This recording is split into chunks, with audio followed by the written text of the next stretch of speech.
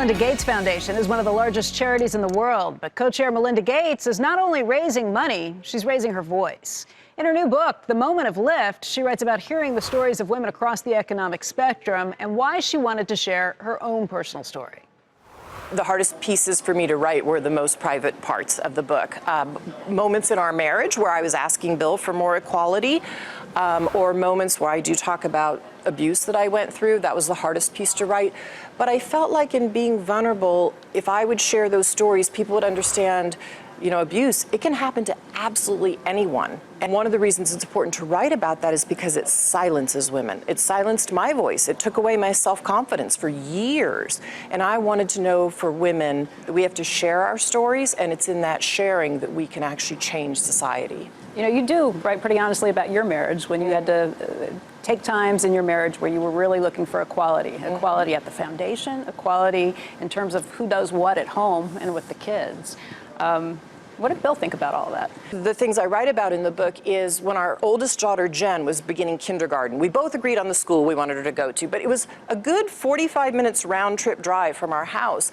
And I said to Bill, okay, look, we both agree on this, but I can see years ahead in traffic twice a day. I said, how about we wait till she's in third grade? We'll put her closer to home. And he said, no, I think this is really important. And I said, but it's so much time in the car for me. And he said, well, how about if I drive 2 days a week? About 3 weeks into the school year, another mother sidled up to me and she said, do you see what's going on here? And I said, well, I've noticed more dads are dropping their kids at school, coming into the classroom. And she said, yeah, we went home and told our husbands, if Bill Gates can do it, you can do it.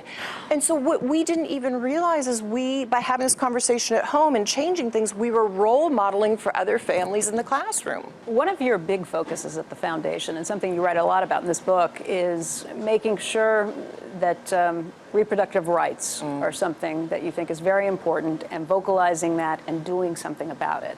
That wasn't an easy decision for you either, because you're Catholic. You grew up in a Catholic household. You went to a Catholic all-girls school, and that draws some fire. No country in the world in the last 50 years has escaped poverty without making sure women have access, voluntary access to contraceptives. I thought, okay, if we really are for low-income countries becoming middle income and high income, we have to make sure as a world women have access to contraceptives. And you're talking about family planning, making sure that you can space your kids out over time, making sure that you can hopefully feed the number of children that you have, and give each of them opportunities along the way, too. Absolutely. Planning and spacing the births of your children. And we know, I think we take for granted in the United States, what allowed women to go into the workforce in droves? It was the advent of the pill. And when women can choose to time and space the births of their babies, we know from great research, one of the biggest longitudinal studies in global health, that families are healthier, children are better educated, and families are wealthier if the woman can time and space the births of her children. You've seen huge advances as diseases that used to be terrifying have kind of gotten eradicated, or almost eradicated in some cases.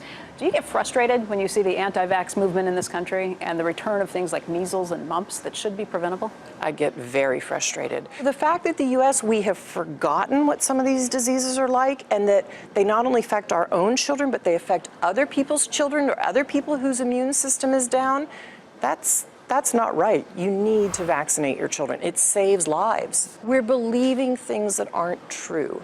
And I think we're not reading the right information or talking to our pediatrician. He or she knows that vaccines save lives.